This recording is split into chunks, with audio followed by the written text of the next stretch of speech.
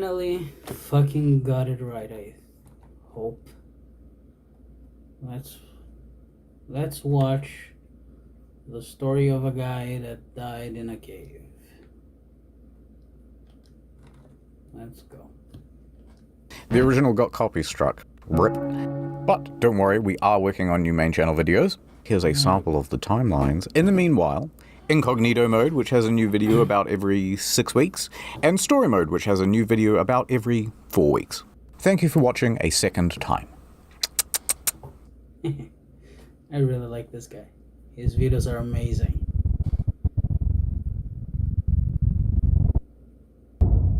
In the state of Kentucky, there is a cave that every now and then demands a sacrifice.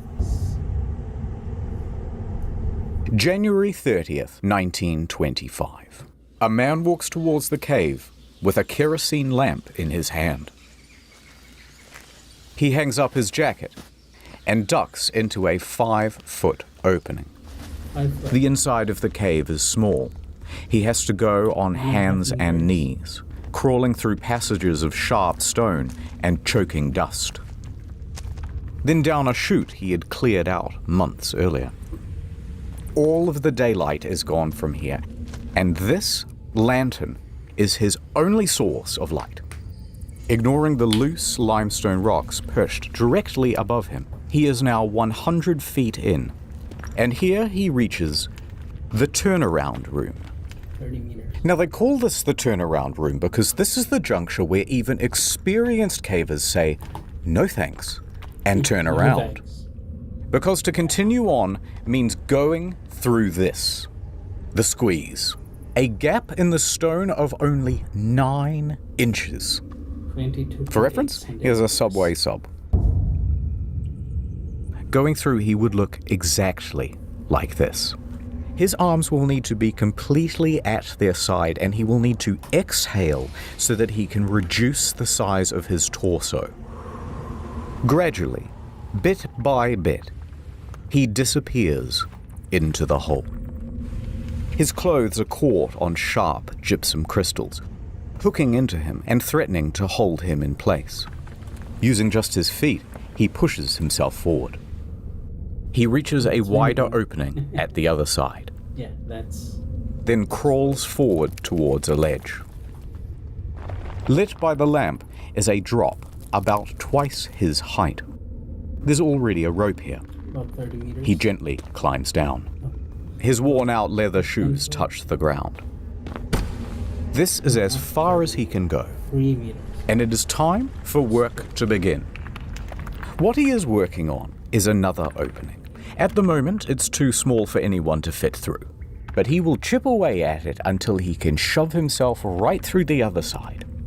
Because on the other side is this, an otherworldly cave structure dripping with pristine white crystals. Every day for months he has been removing rocks from this crevice. To him, this is all just routine. So he shimmies further into the gap, his body contorting to the shape of the crevice as he wriggles his way in. The walls becoming so tight that he can no longer use his arms. Then, about halfway, he stops. The lantern. It's starting to dim. He will need to go all the way back to the surface to refuel the thing. He sighs. He slowly shuffles back out, pushing the lantern with his shoulder.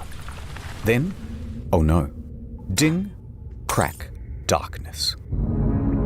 He has knocked over the lamp, and it has broken. The man breathed deeply and relaxed. He had been in worse situations before, and he was confident he could navigate his way to the surface through feel alone. He searches around with his feet to find something he can push against. Ah, there's something, he thinks. But what he doesn't know is that he's pressing against a loose rock on the ceiling. As soon as he puts his weight against it, it comes free. A solid piece weighing 15 kilograms lands directly on his ankle. It aches. But he's okay. It doesn't feel as though his ankle is broken, just badly bruised and caught underneath the rock. So he shuffles to move the rock away. Suddenly, gravel. A lot of gravel. It falls onto his feet, his legs, his torso, and the weight of it all forced the rock harder down onto his foot and locks it in place. Every time he tries to move, more rubble falls, holding him tighter. He is stuck. This is Sand Cave. This man is Floyd Collins.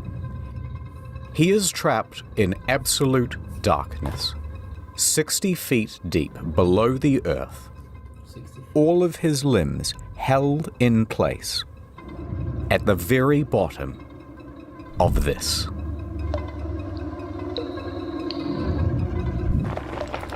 60 feet.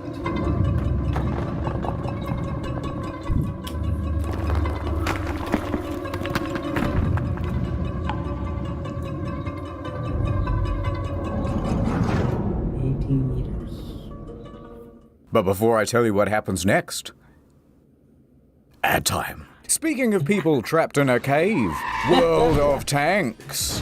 World of Tanks is not only the best game I have ever played, it is the only game I have ever played. It's like cars, but tanks. Picture this. You're a hot new T-34-85M, and you've just joined the battle because some Cromwell B tank-bagged your entire family. It's time for revenge. You must use strategy. You must use stealth. You must use your wits to defeat your enemies. Use long range or short range. It's available on console, but I want you to get it on PC. Imagine a world war, but there are tanks involved this time. Yeah, now you're getting it. When you've seen as many messed up tanks as I have, you get a little cynical about the world. My God, I'm gonna be sick. Look at all the different tanks. You can collectomize and customize them all. Massive battles where you can constantly team kill and ruin other people's good time. What the f***? I'm on your f***! Yeah! Did I mention it's historically accurate? Especially the Japanese robot tanks. Ooh, look. The tanks are kissing. Progressive. Use the invite code TANKMANIA and get the Excelsior. 250k credits. Other stuff. Go to the link in the description and use the invite code TANKMANIA. Here's what you do. Get World of Tanks. Put that on one screen. Then, on a second monitor, you'll watch the next hour of this video while you play the game. Perfection. I'm contractually obliged to say thank you for being a friend. Sarge, no! Tank's empty, kid. Go on without me. No, use your repair consumable. It's too late, kid. Take care of my family for me. No. Get it. Add o. Collins is still in the dark, unable to move. He can feel the sharp crystals on the ground poking into his back. The ice melts above him, traces across the ceiling and drips directly onto his face. He would shield himself against the dripping, except that his right arm is wedged against the roof of the cave, and his left is stuck in place underneath his torso. The cold water dripping onto him pools underneath him. Floyd took slow, steady breaths in the concentrated dark. When he did attempt to shuffle, more gravel and rocks would tumble from above and pile onto his feet, so nothing would work. He raked his fingers against the wall until blood pooled underneath his nails, and he realized that there was only one option left. Call out for help. But wait. Who is Floyd, and why did he even go into a dangerous cave? Floyd started his caving career at the tender age of 6. Growing up, exploring the caves of Kentucky was practically all he did. He would go off on his own, disappearing into the caves for many hours at a time. Have you seen that movie, The Descent? It was a lot like that. He grew up and he became embroiled in the Kentucky Cave Wars. Now, there's way too much to go into here, but the summary version is, there's this huge network of interconnected caves called Mammoth Caves. It's actually the largest cave system in the world. And there's a city right in the middle of it, Cave City, real name. So of course, there are dozens of cave entrances on private property all over the place. Now, farmland in this region has very poor soil, and things do not grow well here. So, cave tourism as a source of income quickly became the prominent thing. However, a problem. There are a very large number of caves, but there are only a limited number of tourists. So competition rapidly escalated. Visit my cave. No, visit my cave. Big signs were erected saying, tourists, come to me. Mine is definitely open. Mine is the best. But then competitors would respond by saying, hey, by the way, we're open, but don't go to that one over there. It's really shitty. In fact, it's dangerous. This kept going further. By the end, they were blocking off the trail to each other's property, beating each other in the streets, and hiring people called cappers who would dress up as policemen and tell tourists, no, you can't go in there. That what? No, it's illegal. Despite the fierce competition, Floyd found a cave on his property and he started advertising it to tourists. Of course, very few came. All right, he thought, what if I found something really special and unique? Then surely people would have to come to my cave to see it. So he kept exploring and exploring until he found this hollow. It was filled with big gypsum crystals, and when you were in there, it felt like a completely alien world. But it was barely accessible. This small tunnel is the only way in. He would need to dig for months to open it up to tourists, but he knew he could do it. Back to the competition. They knew the value of this cave. They knew the potential, they wanted it for themselves, and they wanted Collins gone. A few months prior, a group of 5 men showed up to his farm unannounced. Hand over that lease, Floyd, they said. Floyd, of course, refused.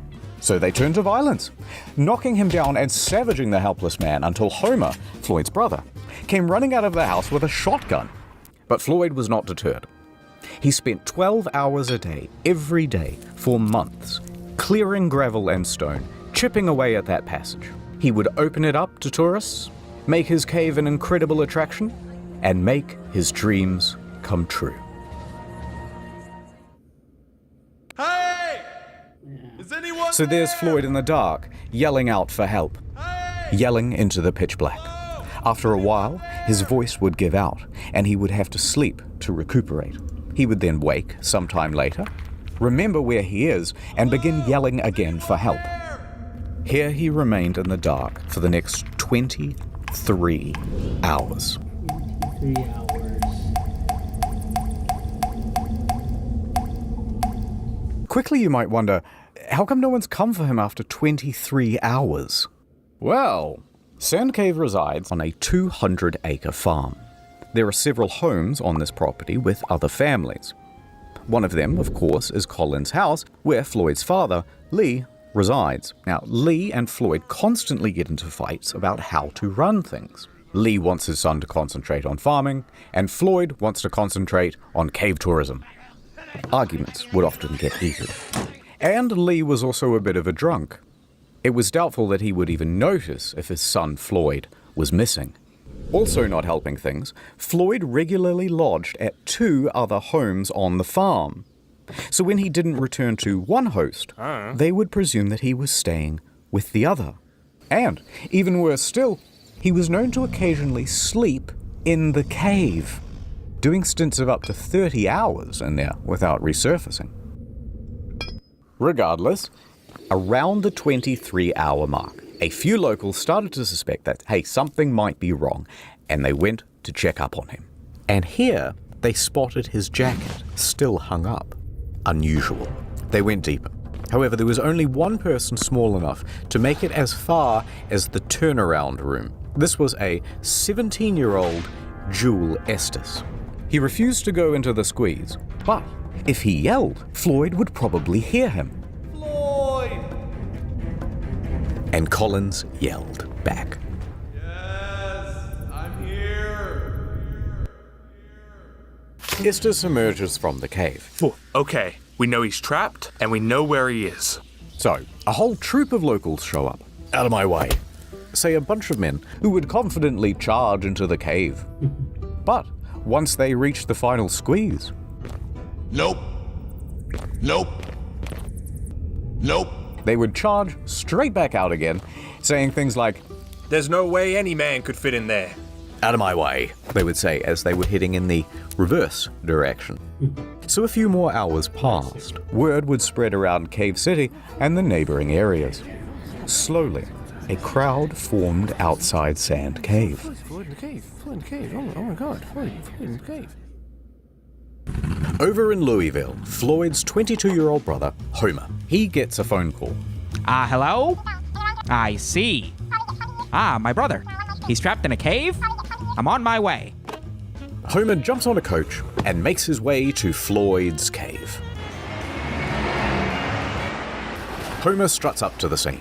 He walks past the growing crowd of unhelpful onlookers and makes a beeline for the cave to save his brother.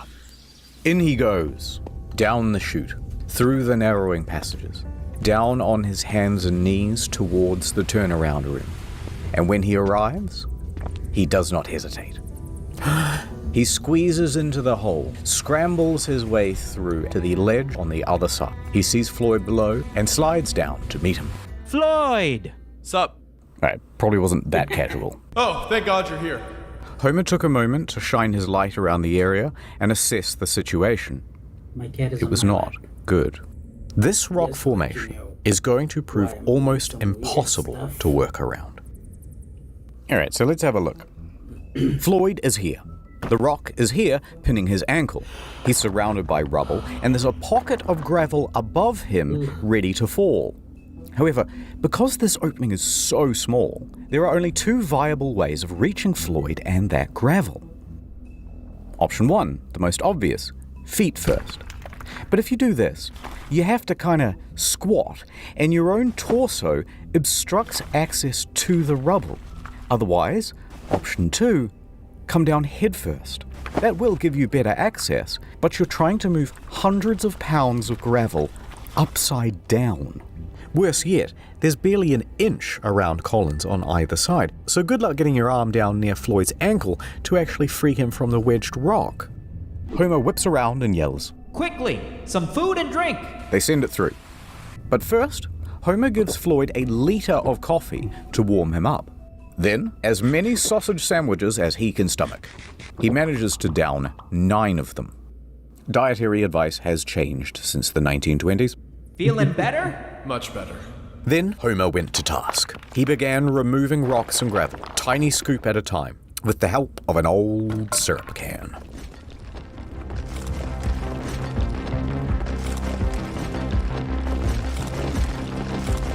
For the next 8 hours he toiled, first with hands, then, once enough was cleared, using a crowbar to scoop behind his brother, scraping away sharp protrusions as he went. It was slow progress. Virtually futile. While holding up his body weight with one arm, he would have to use the other to scoop away gravel. Then watch as new gravel would suddenly fall from above and undo all the work. Homer stayed for as long as he could, but after several hours, he was ragged. His teeth chattered uncontrollably, his lungs choked with dust, and the skin on his fingers shredded from the rubble. However, something new. By the time Homer reached outside, he was surprised to see a mob of approximately 100 men and women standing around, drinking, squabbling, and talking big game about how they too were going to save Floyd. The press was also present to help people gawk from afar. Homer shunned them all and rested up in a small tent in front of the cave. Strangers immediately crowded around him to ask innocent but, frankly, frustrating questions, and offer unsolicited, obvious advice, as well as wildly impractical solutions. Listen, you just have to untie his shoes. Free the foot, free the man, right, fellas? No.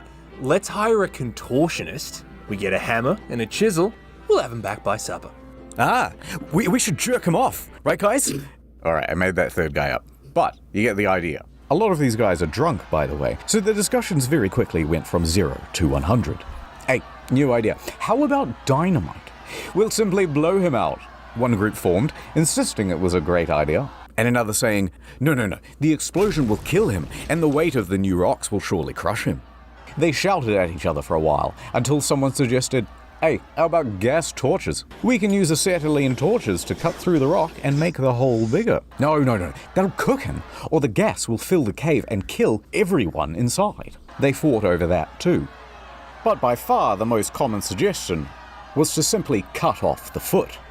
Never mind that the foot itself was unreachable, and never mind that he'd lose so much blood he might not make it back to the surface, and never minding even more that Floyd was strongly reluctant to the idea. Whatever you do, don't cut my foot off. Homer could have easily ignored all of this pointless bickering, except that not one of them would just brave the damn cave and continue shoveling away the gravel. The formula was always the same. Bold, fearless men would strut into the cave with sandwiches and blankets, then reach the turnaround room and immediately lose their nerve, then dump it all outside of the hole, and then return back outside and go, oh, absolutely. No, he says, thanks for the food. Thank you so much. Yum, yum. No one would go through that squeeze. Yeah. Dozens more men would try. All of them would fail.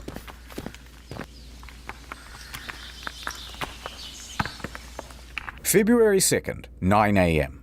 So far, Homer has been the only person who has been face to face with Floyd. And that would continue to be true until here we are at the Louisville Courier. There's a spirited young newshawk named William Miller. He's talking to his boss, and he's trying to convince him that it's a great idea for him to cover the story of the man trapped in the cave. Listen up, boss. I'm hearing talk of a man in a cave. He's stuck down there, and I want to get down there too. Get to the nitty-gritty, you hear? This is an opportunity for some good PR, Miller. I'm in. But I want us to sponsor that rescue. Picture this. Man saved from cave by Louisville Courier, the finest newspaper in the state. That'll drum up plenty of interest. 24-carat idea, boss. I'll make it happen. I'll get down there toot sweet. So off Miller goes to Floyd's cave. Back over at the cave, Homer is sitting outside trying to recuperate. As Miller wanders up, Homer is not interested in giving an interview. He wants someone to help. So as Miller asks questions, Homer tries his best to show contempt. Yeah. Sure. Frustrated, Homer bluntly says, Listen, you want more information? The hole's right behind me. Why don't you go take a look yourself? Miller thinks for a moment, then says, yeah, all right. He grabs a lantern and crouches down to enter the cave. As he walked, cold water filled his shoes. He was stepping in newly formed puddles. That water is coming from the inside of the cave as the temperature slowly increases and the frost inside melts. The stable environment of the cave is starting to change. That is thanks in no small part to the growing crowd of Gawkers. To stay warm, they were building fires and hanging around the entrance of the cave to shelter from the elements. But nonetheless, Miller presses on, and all that's left is that final squeeze, and he's there. He stops.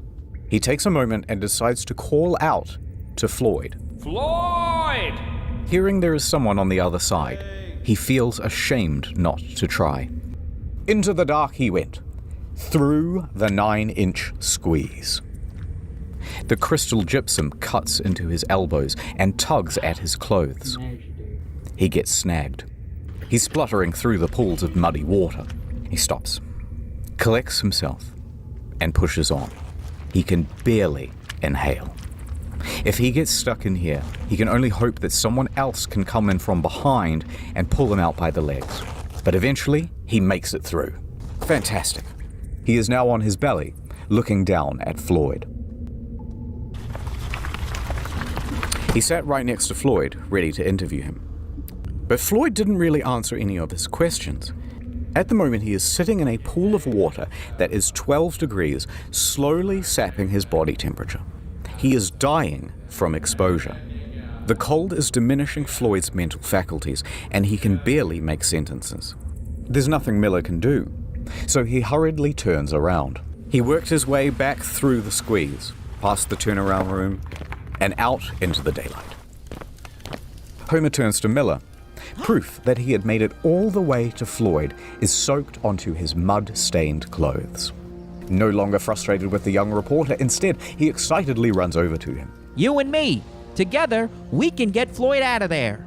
Now, there were two people who could help rescue Floyd. Now, helping with the rescue was not the only thing that Miller did for Floyd. Perhaps even more crucially, his reporting was responsible for turning Floyd into a nationwide story. Miller took interviews, relayed first-person accounts, and would spend many hours with Floyd himself in that cave. He gave an insight into the story that only a first-person account could, and in turn gave the public a figure who they would deeply relate to. Updates to the story would be printed in over 1,000 local and national newspapers. You couldn't escape it. It was also the era when radio became a regular feature for regular Americans. Radio allowed something new: hourly updates, letting people get engrossed into the story. So, mostly thanks to Miller, the story of Floyd over the next week would grow and grow. And everybody wanted to know, will this man make it?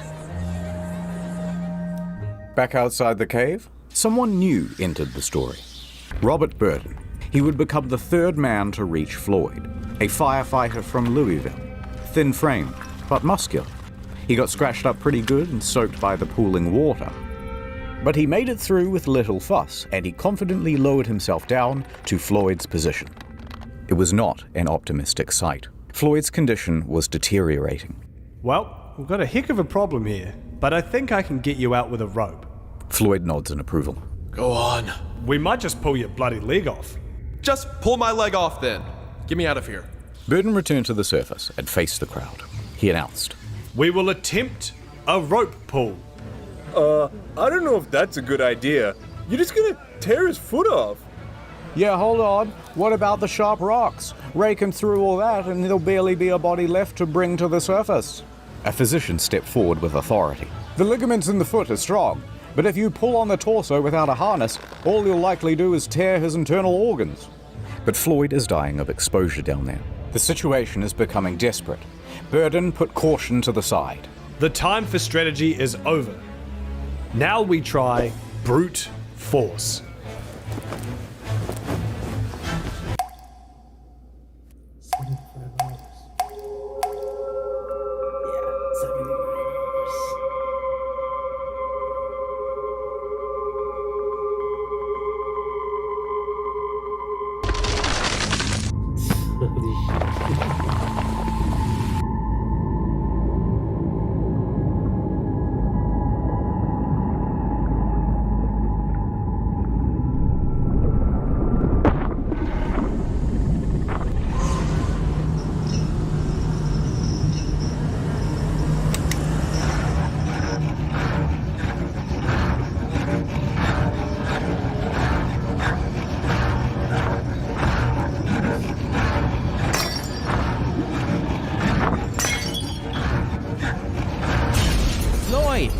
Floyd, we're here. We're gonna get you out of here. After 79 hours in the cold water, he is delirious, fading in and out of consciousness. I'm gonna put the special harness around you. Burden and Miller, they're here too. We got 3 more boys right up the cave, and they're all ready to pull as hard as they can to get you out of here. Floyd was frightened. I'm not gonna lie, it's gonna hurt. No one knew quite how this would go. Floyd was given some food, some coffee, a large swig of whiskey, and a sedative. That sedative would keep him calm if his ankle bone is snapped or the skin on his foot is peeled off. Floyd took the opportunity to appreciate being surrounded by friends and family. Go on. Do it. All right, strap him up. Homer attached a harness. He ties on the rope. Miller gives the signal. Ready? Burden gives the final all clear. Ready? Everybody braced for the tug of war. Cave versus man. The winner gets Floyd. 3, 2, Do it. 1. Pull! The force of 6 men pulled against the clutches of the cave. Floyd began to scream. His body was being pulled up from the rubble. The gravel was beginning to shift. Burden's calls echo through the cave. Pull harder! Floyd screamed harder as well. All right, so Floyd is trapped laying down like this. But the pulling of the rope wrenches him up like this. His torso was being compressed and bent against the ceiling of the trap. It would kill him. Floyd's screaming intensified, and through gasps was begging them to stop. But it did not stop. The agony continued. on and on, with no progress. Enough! Enough! You guys are killing him! Homer quickly spun around and started pulling against the other men. He threw his legs onto the rocks and propelled himself backwards, 1 man versus 5. I said stop! Coursing with adrenaline, he pulled the rope free from their clasp. The tug of war was over. The cave had won. Floyd fell back down. Homer, Miller, Burden, and the other 3 men were flat on their backs, panting for breath. The cave would not let this man go. The futility of the situation sank in, and all they could do was leave for now and rest. Outside, the number of spectators had increased to 200. They buzzed and asked useless questions, and Homer walked dejectedly past them. He sat by thinking what he could do. The cause seemed hopeless. Homer? Then, someone showed up who could turn things around. He looked up to see a childhood friend of both his and Floyd's, Johnny Gerald. He was just the man for the job. He was an experienced caver, and he was an experienced cave-trapped person rescuer.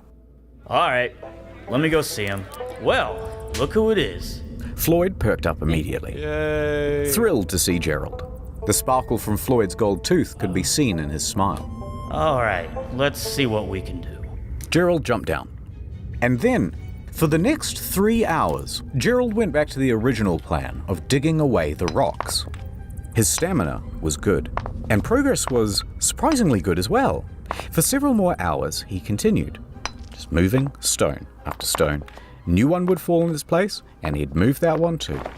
By midnight, he had enough room to shift position and clear some of the gravel that was at each side of Floyd's body.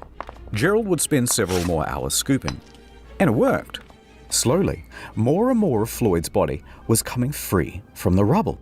The lower shoulders, his chest, even his hips and thighs. It was incredible progress, but Gerald wasn't done yet. He kept going until practically all of the rubble, except a few harder to reach piles down by his legs, remained. The relief from the weight made it significantly easier for Floyd to breathe and flex his limbs. Over the course of those few hours, Gerald managed to scoop away more than 1,000 pounds of debris. But there was still a lot more to go. And that rock by Floyd's foot was still holding him in place. By 2 a.m., Gerald was spent. He needed rest, and he was ready to head back outside. Floyd, tomorrow, you're gonna be a free man. Now here you might think that things will become straightforward.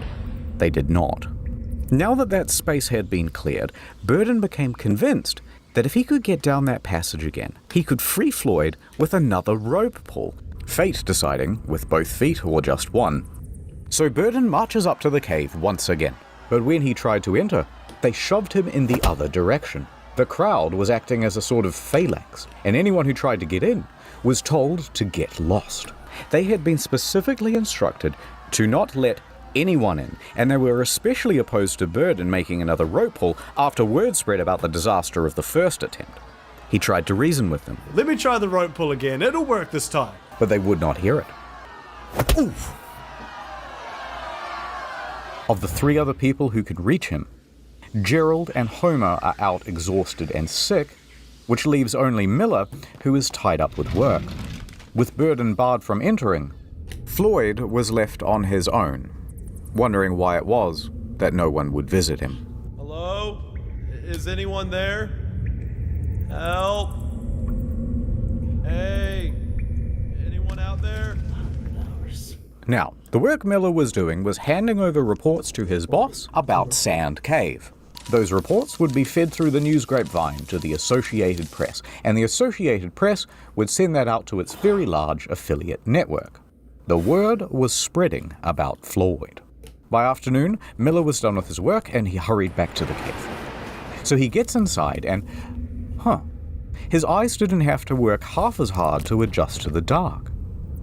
Someone had installed electric lights from the entrance right all the way down to Floyd.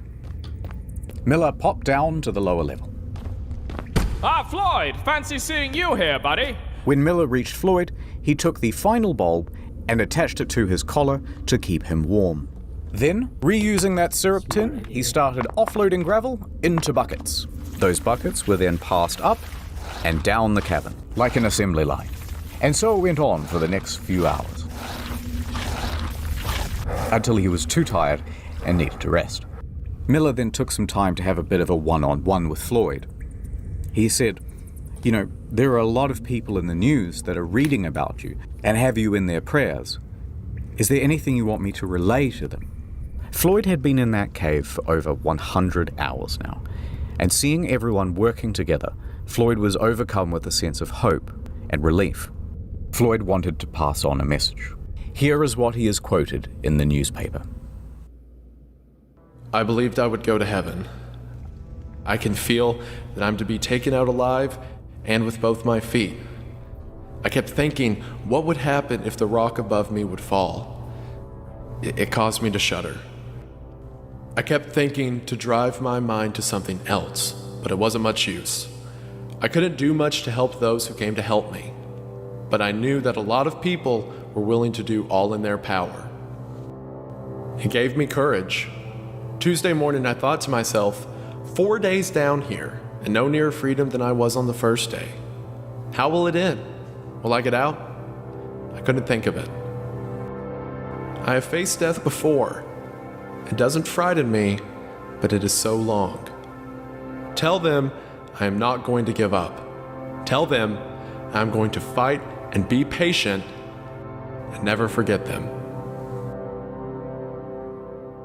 Meanwhile, news of the incident kept growing. The entire country was captivated by Floyd's story. Crowds huddled around newspaper stands each morning and afternoon, waiting to get any new drips of information. It became a water cooler topic. Did you catch the latest episode of Game of Caves? He had the prayer power of practically every church in the county. Even the upper echelons of government were keeping tabs on Floyd. Congress halted session to get their little updates, and even the president, Calvin Coolidge, took a glancing interest. By the end, the Floyd Collins incident would explode into the third largest non-political story between World War I and World War II. All of this excitement brought an inundation of people to Cave City. Old population, 690. Yawn. New population, 10,000. The bank vaults ran empty as people withdrew cash to spend around town, but they wouldn't have much to spend it on because restaurants didn't even have enough stock to feed all the new customers. Practically every hotel room in the county was taken, so residents capitalized with a 1920s version of Airbnb and charged outrageous fees to offer places to sleep on their bedroom floor or in mattress-lined bathtubs. And 4,500 automobiles impatiently sat, backed up for 2 miles from 20 different states to drive onto the Collins farm, churning up all the pristine green fields with their tires and turning them into brown muck paddocks. Deep below all those tourists, there's Miller, trying to free Floyd. Alright, a little bit of setup. Floyd, Miller, some remaining rubble, rock. For anyone to lift the rock by hand would be impossible because Floyd's body obstructs the hole. Miller grabs a crowbar and shoves it through the gap. Now he's going to lever it off Floyd's foot. Cool. The crowbar is now primed in place. Next, he takes a jack. He positions it on top of the crowbar so that it will be forced against the ceiling. However, problem. That jack is too big. It doesn't fit. Miller yells up the tunnel for a smaller one, but this took some time. And when it arrived, too small, won't reach the ceiling. But instead of sending for another one, Miller takes 2 blocks of wood and bolsters them underneath the crowbar. Right, so the crowbar now sits higher, it fulcrums against the blocks, and the jack is sitting on top. All Miller has to do is expand the jack, which he will do using this spanner, holding it at the very tips of his fingers. Sounds easy. It's not, but that's the plan. Let's get him out of there. He turned the wrench, the jack expanded, and the crowbar took strain. The whole thing slid apart with a pang. Floyd wasn't hurt, but Miller was contorting and exerting his whole body from back to fingertip. They tried again. Same result. Undeterred, Miller caught his breath and gave it another shot. He slowly turned the jack. Pressure building. And this time, Miller could feel the rock move. It bloody moved. He kept turning the wrench and the rock moved a little more. His hands were shaking, knees weak, his arms are heavy. Pang! One of the wood blocks flew out. It all scattered apart. The rock painfully slammed back down on Colin's foot. Ah, you'll get it next time, Miller. Try again. Miller kept on trying. Countless attempts. He kept pushing himself deeper into the trap, finding new approaches. Damn the blocks. No, try the blocks again. Clear some more rubble. Floyd, unable to help physically, is supporting him in spirit at least, cheering him on. And Miller kept going and going and going until he had nothing left. For the next 4 hours he tried. No progress. Miller was exhausted. He couldn't do this on his own. But he was the only one slim enough to get in through the gap. The group decided to concede for now and return to the surface. They would take just a small break, but it looked to everyone like there was a clear way to get this man out. So Miller and Burden crawled back through the mud and the wines of the cave. As they made their way through, the cave was visibly sagging. The ceiling seemed lower. Parts were harder to navigate than before, doubly so with their bruised and rock-shredded hands. They stepped outside and took in the fresh country air. But as their eyes adjusted to the light, they saw something new. A man named Henry Carmichael was standing in front of a sizable crowd of engineers in hard hats and soldiers in military uniform. Now, Henry is the superintendent of the Kentucky Rock Asphalt Company. The engineers are his employees, and the men in military garb are the National Guard. Now, Carmichael has been quietly looking at the situation from afar, and he is thoroughly unimpressed. This is no rescue operation. Once Miller and Co. call it quits, Carmichael had 2 of his employees do a proper survey of the cave and see if it was suitable to bring in his whole team of men. The 2 surveyors go in. As the passage led down to Floyd, it was showing alarming signs of deterioration. You could see the splitting of the rock above. Boards were slipping out of place or splintering. Small rocks tumbled down the walls. They soon came back with a report. It was not good. Alright, so the following is a recounting of events from one of Carmichael's men, Casey Jones. Casey and another worker spent about an hour in the cave, surveying its condition, looking at the boards, the ceiling, the stability of the walls. Casey continued deeper towards Floyd. He was fighting against his nerves. The shifting of the rock pinged his every instinct to flee. But he could hear Floyd calling out for help in the distance. Summoning all of his courage, he pushed himself on, through the final squeeze and over the ledge that looked down on Floyd. Rubble continued to drop from the ceiling, bouncing all around him. The ceiling felt closer to him than it was before, but maybe that was just the dark playing tricks? Please, come down. I can't right now, Floyd, but I will when I get back. Now, Casey is being pulled in 2 directions.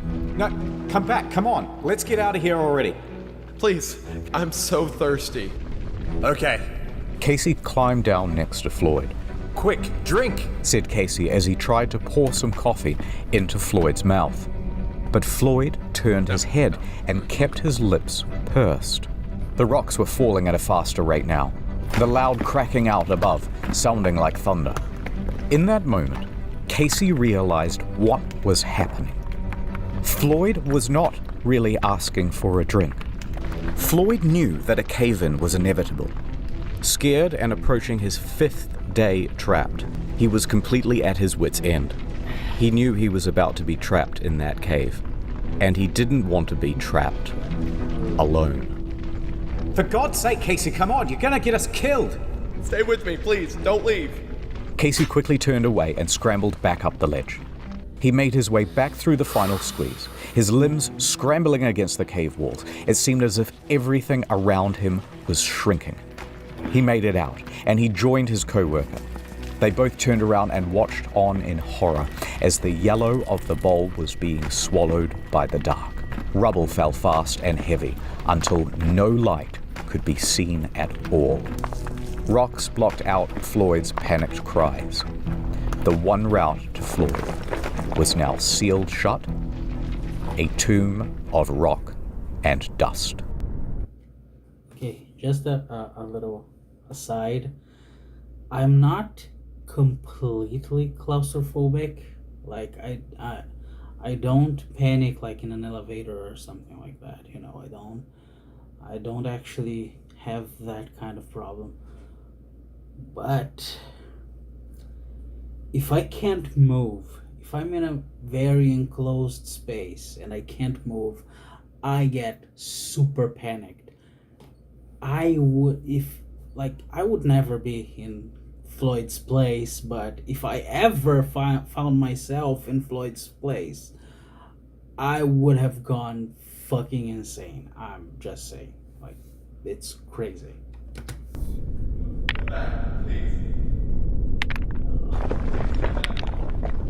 Oh boy. It's morning.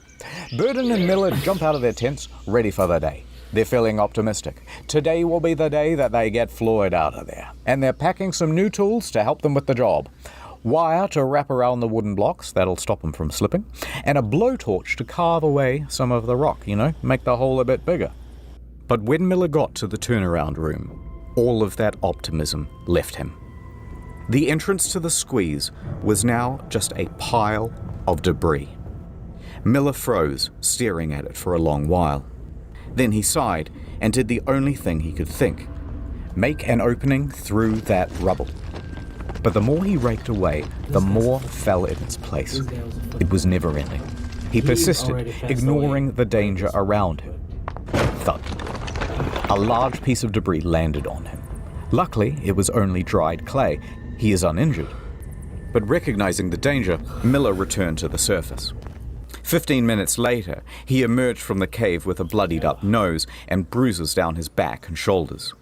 Burden caught sight and races over to him. Miller just says, "For God's sake, don't let anyone go back in there." Miller leaves the site. Burden doesn't know what to do. Over at the house, Homer is terribly ill and out of action, and that just leaves Gerald. Now he comes marching up when he hears the news, and he is livid. He told the crowds to keep away or the whole thing would cave in, and they didn't listen. Then exactly that thing happened. And what were they supposed to do now? The rest of the day was spent squabbling and bickering over who was to blame. "You caused the cave-in." "No, you caused the cave-in." "Oh, cave your bloody head in, mate." And Floyd spent the rest of that day alone. That's rough. That's really fucking rough. The surveyors continued checking the cave throughout the day. At 6 p.m., Carmichael had ordered everyone to an assembly. Gerald took the floor. He was going to give this one last shot. Gerald addressed the crowd. Listen up. There's death down there. The walls and ceilings are crumbling. Unless you're determined to take the biggest chance you ever took in your life, tell me now and stay outside. Next, they told all the Gurkhas to get the hell out of the cave. Clear off. And so, Gerald went in and out of that cave half a dozen times, working away at the rubble, blocking access to Floyd, leaving only when he suspected another cave-in or to get food and water. Men on the sidelines were supplying new timber. A group of men helped Gerald to prop up the ceiling and guard against further collapse. Gerald toiled away at the pile, eager to reach his friend. He worked steadily, mindful of the danger poised right above him. Bit by bit, he reduced that pile until a light. He called out, yelling updates through the hole. Bad news! We can't reach you, but hold on! We're coming! Gerald continued. The pile got smaller still. The gap was large enough now that Gerald thought he might be able to fit. Okay, that's enough.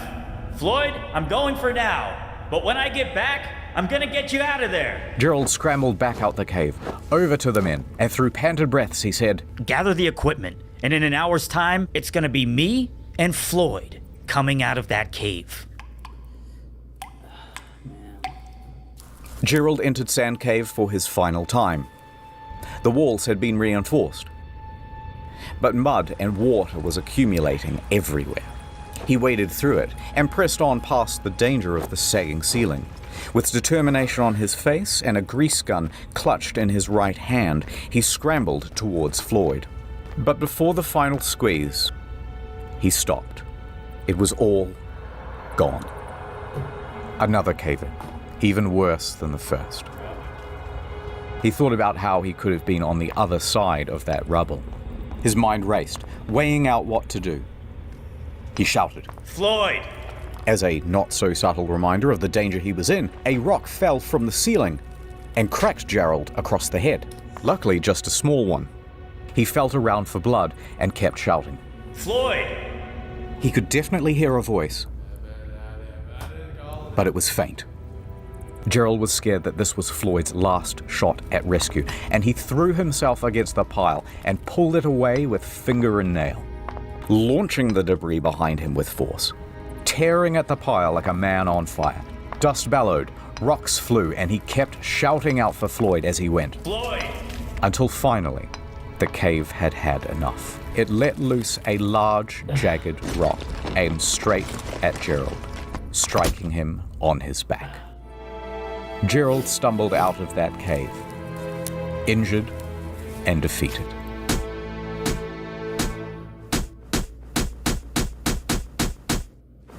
Only after the cave-ins did they start to think about all of the things that they could have done.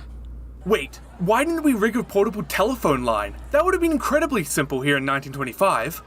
Yeah, why have we been running in and out to deliver updates? Why didn't we give him an AM radio? He could have had something to listen to and receive messages of support from the public. Wait, why don't we rig up a tarpaulin so we could lift his torso up so he wouldn't be slowly dying of exposure? Oh God, why didn't we run a feeding tube? That's also a technology we have in 1925. All too late. Hindsight Now is what? 20/20. The one route to get to Floyd is closed forever. That meant two options. Number one, capitulation. Surrender him to the cave. Or number two, dig down from directly above Floyd. Now, the prospect of digging from above seemed almost fanciful. At least, it did in the beginning. But luckily, they had some help. Owing to Miller's reporting, Floyd had become practically the most famous person in the country. The rescue had become a high priority for the governor of Kentucky. Lieutenant General Denhart enters the scene. He's been updated on the situation, and following shortly behind him is a small army of miners and engineers.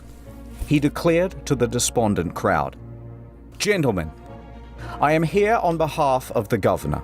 The purse strings of Kentucky are open. Take this blank check and bring that man out alive." Important.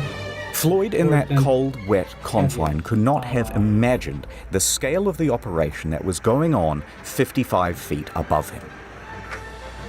Authorities assumed control of Colin's rescue. Denhart gave Carmichael control over the site, and Carmichael raced to get to work. Carmichael rallied up his men, his fleet of expensive high-tech machinery. Professional groups were brought in from all across the state. No longer was this the ad hoc effort of a few individuals. It was a professional and organized rescue. No more squabbling and standing around. Everyone knew what they had to do, and they were working as fast as they could. But just as hopes were rising, they were once again dashed against the rocks. They had all of this state-of-the-art machinery shipped in and assembled by the engineers and rearing to go. And it was all worthless. See, the problem is, the cave drew air into it. These diesel-powered engines pumped out enormous volumes of choking exhaust. Within a day's operation, the cave would be filled with carbon monoxide, and Floyd would be dead from asphyxiation. Just as quickly as solutions would arise, the cave would parry them away. It refused to let this man I go. love how he made it. Like, This he useless narrates machinery it as was a now blocking the path to Floyd, which means they would have to spend the next couple of hours disassembling all of it and moving it away. Because they're about to dig a 55-foot pit the old-fashioned way. By hand. Carmichael's expertise was in quarries, but the principles transferred over to caving and digging holes. He did some quick back-of-the-envelope math. I've got 75 men, they can dig at 2 feet per hour, and we have to go 55 feet deep. That means we can get to those men in roughly 30 hours, give or take. Now, is it possible that Floyd could survive for another 30 hours? Absolutely. Let's go. 4 men started at great pace. The soil was soft and easy to dig. But as they got deeper, it became more difficult. The deeper the shaft, the narrower it became. Soon, instead of 4 men, they could only fit 2. Carmichael understood well that this was a race against time, so it was important that these 2 men were working at full capacity.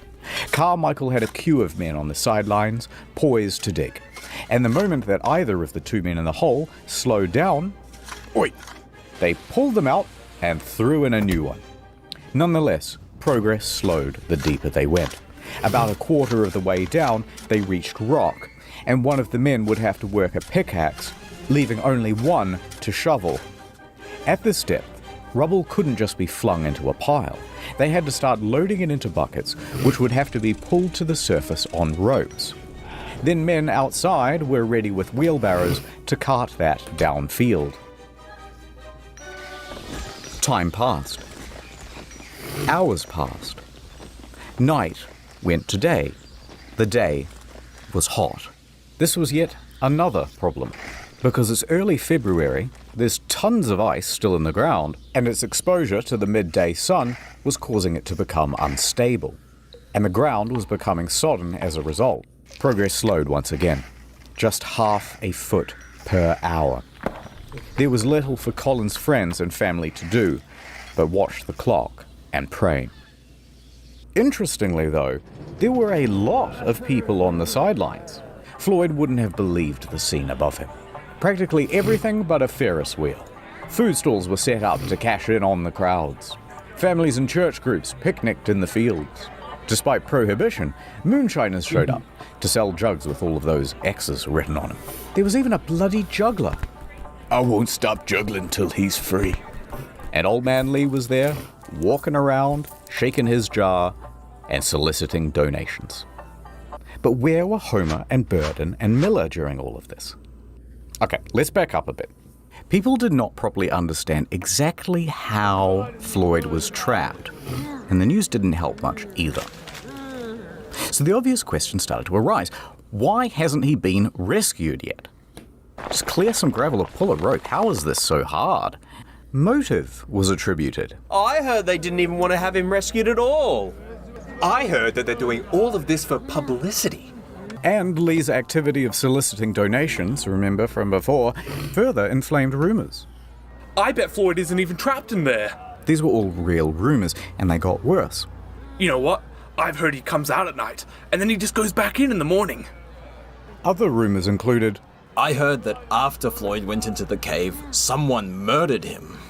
Others said, I think they're withholding food and water from him so he dies. This whole thing is a fraud. As time went on, it was harder and harder to ignore the hoax claims.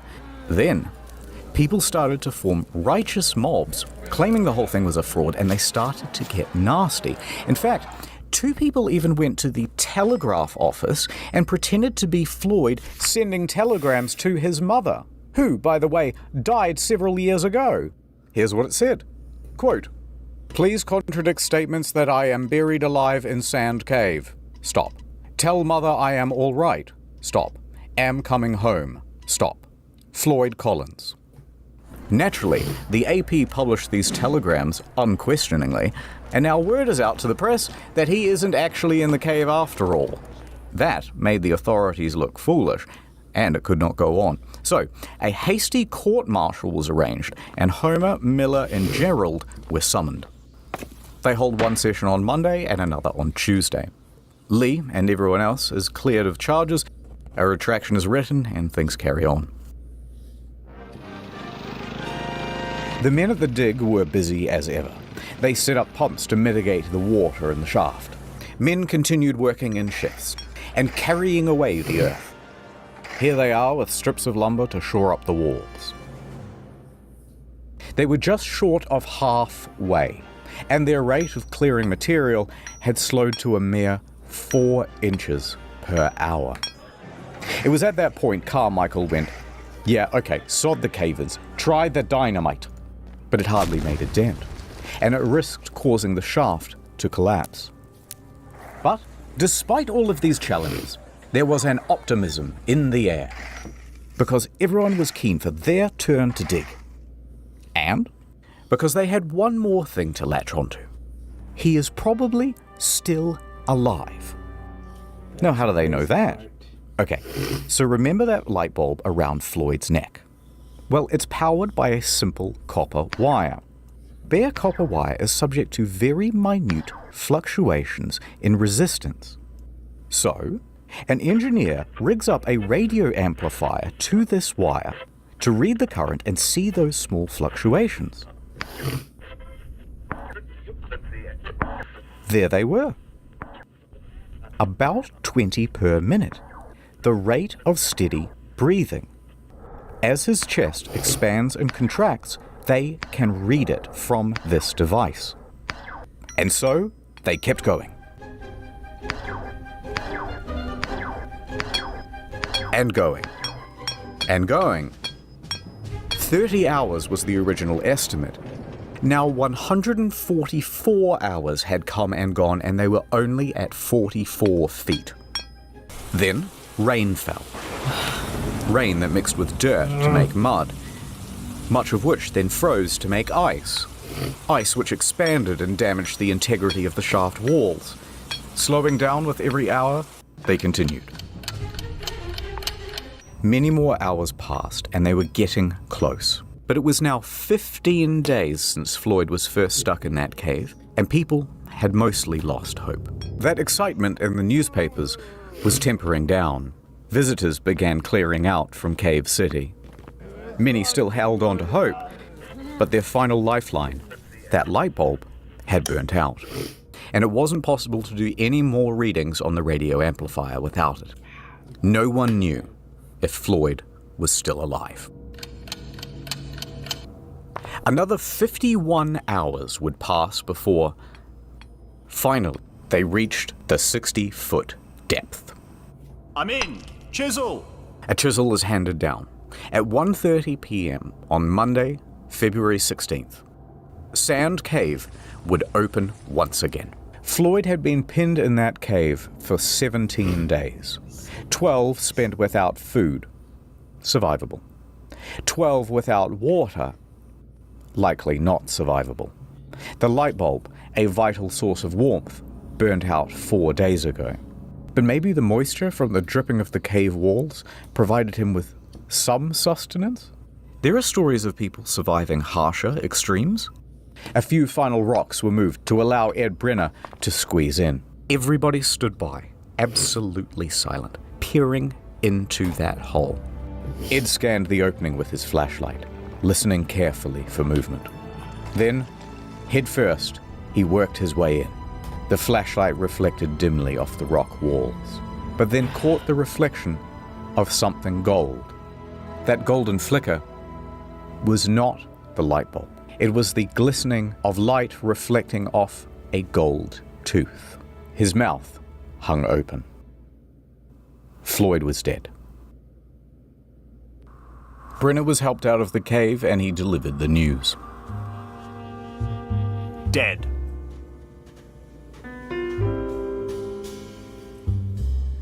A coroner would later state that Floyd succumbed to exposure and that they had missed him by just 3 days, about the same time that the light bulb had gone out. So, here's why I'm watching this video now, today. Today is February 13th, 2025. So today makes it 100 years since Floyd Collins died in that cave. That's why I'm watching it now. When the light bulb went out, so too did his one source of warmth. If it had held out, Collins might have as well. But what would they do now with the body? The shaft walls were ready to fall inwards, and risking lives to remove a corpse was seen as just irresponsible. So it was decided by the authorities. Floyd will stay in that cave.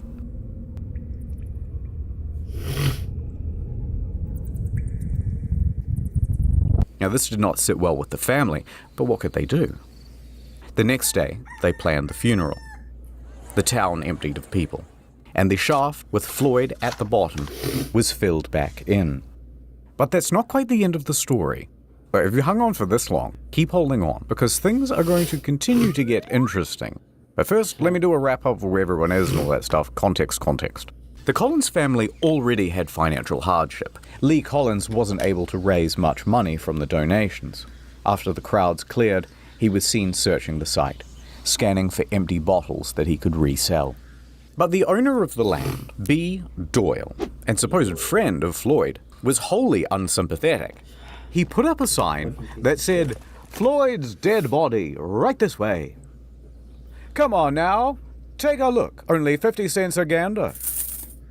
It's 100 years later, B's dead. Let's call it even. Also, remember those claims of Kentucky being an open purse? Well, the state reneged on the deal. They refused to pay many of the rescuers, and most of them went home without the promised pay, many having sacrificed a week's worth of wages from missing their regular work. Some of them did make some money out of the situation, though. They signed on to a type of touring theatre called vaudeville. They roamed the country, telling their personal stories of their attempted rescue. Miller received the best offer out of anyone, however. How about 50 grand to do the Chautauqua lecture circuit? It'll be worth nearly $1 million in 2023 money. He declined. He stayed loyal to the Louisville Courier, continuing his work there for several more years.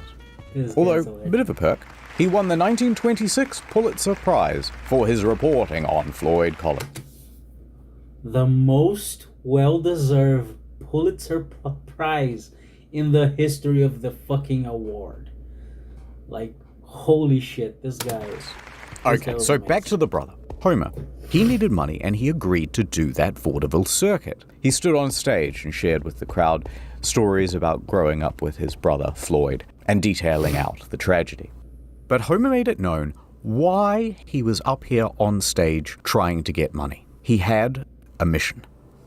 I kept thinking of Floyd lying in the muck, where he had suffered beyond our power to imagine. I would never have peace of mind if he remained there.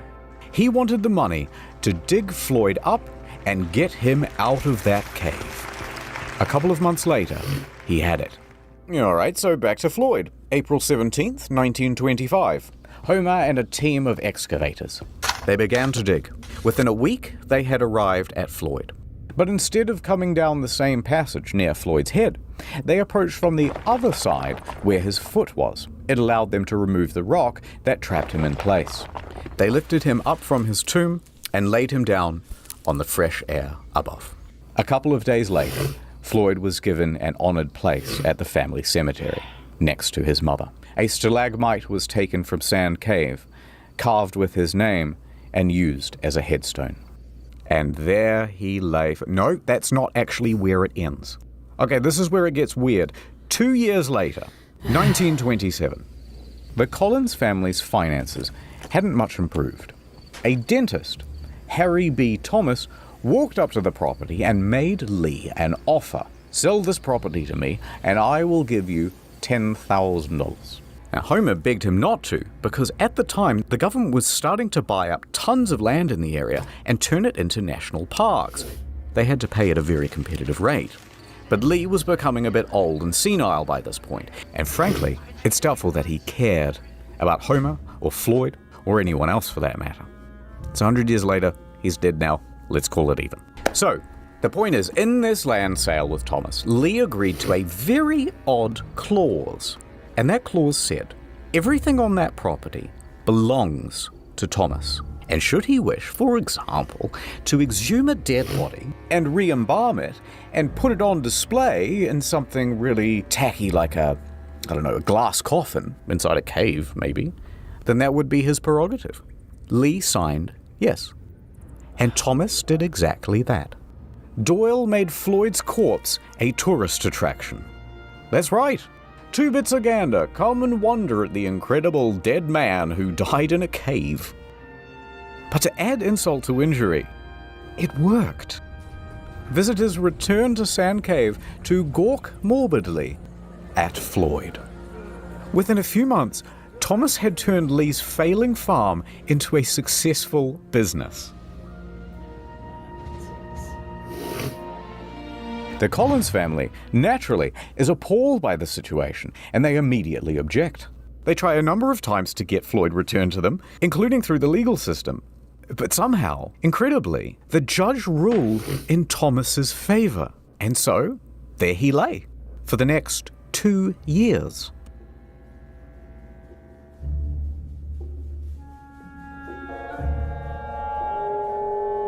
The cave was not done with Floyd. Until someone hatched a plan. 2 years later, it's midnight, outside Sand Cave. Footsteps can be heard rustling through the brush. Now, we don't know who these 2 men are, but we know why they are here. To rob a grave.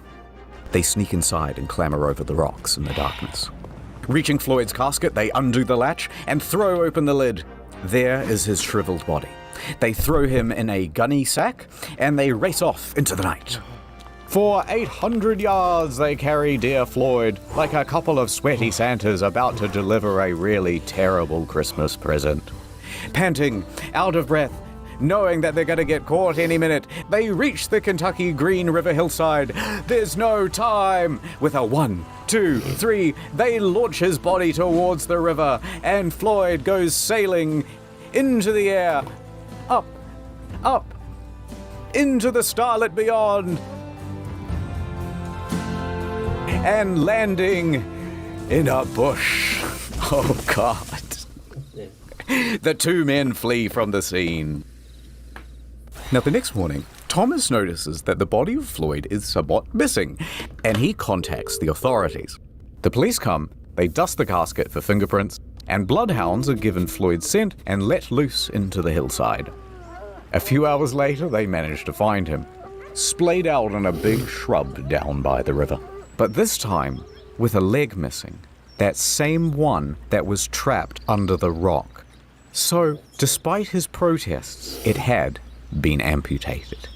Neither the leg nor the culprits were ever found. And while it would be nice to think that this was some well-intentioned duo that did this out of the kindness of their hearts to free Floyd, it's much more likely that it was an act of vandalism because Floyd was simply too much of a hot tourist attraction.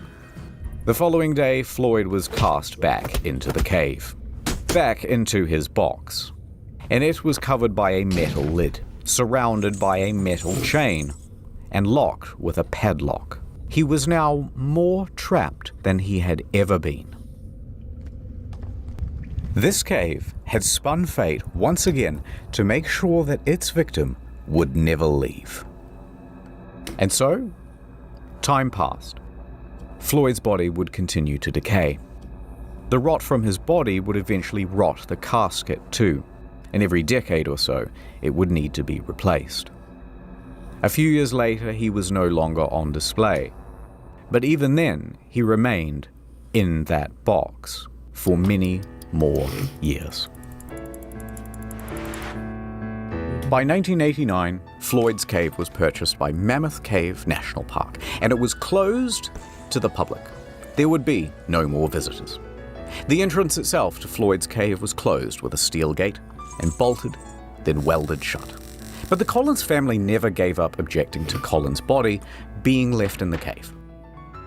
And here is where the story ends. In 1989, at the Collins' request, the National Park Service ventured into Floyd's Cave. Continuing on a more than 60-year tradition, a team of people worked over the course of several days to remove him from the cave. They took him out, left the cave, locked it behind them, and laid Floyd to rest at the Mammoth Cave Baptist Church Cemetery. After 64 years in Sand Cave, he is now finally at peace. The end. Thank you to Wendigoon as Floyd. If you don't let me out, I'm going to hire a gang of hitmen to come to your house and kill your family. Samito as Homer. The BTS meal McDonald's bag that has I'm McDonald's hungry. and BTS. Shut the fuck up and eat some BTS, bro. Ordinary Things as Miller.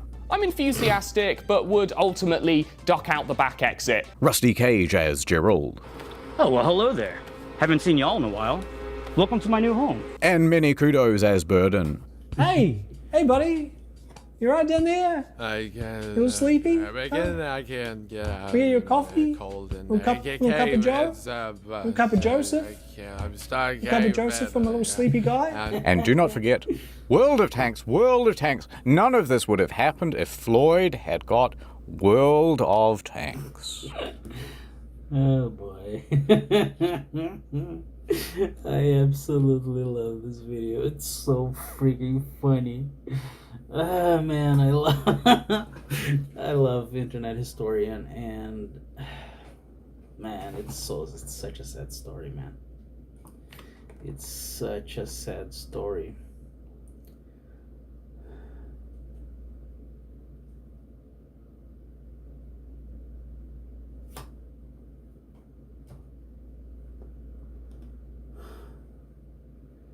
Such a sad story, man. Yeah, and it happened 100 years ago. Today, 100 years ago, Floyd died. And that's pretty freaking sad. So there are a few other videos I want to make, like reactions or more like commentaries on. Like I really like Wendigoon. He's another YouTuber I really like, and I would like to make like commentaries and reactions to some of his videos because his videos are awesome. So I don't know, I'm gonna do that in the future. I was thinking about maybe streaming some other game. I did stream a little bit of Metroid Zero Mission some time ago, and I didn't actually continue the playthrough. I think I'm gonna like restart the game in the future and play like the whole series. I really want to do that. I want to play the whole Metroid series. But honestly, I'm having kind of not very good streak lately. You know, my mom passed away last October, and it's been really hard on me. I've been very depressed. I haven't had much motivation to do anything, basically. But I'll try to perk up and, you know, try to get back into the swing of things. I have help. I'm not completely alone, but it's been rough. Thanks for watching. Until next time,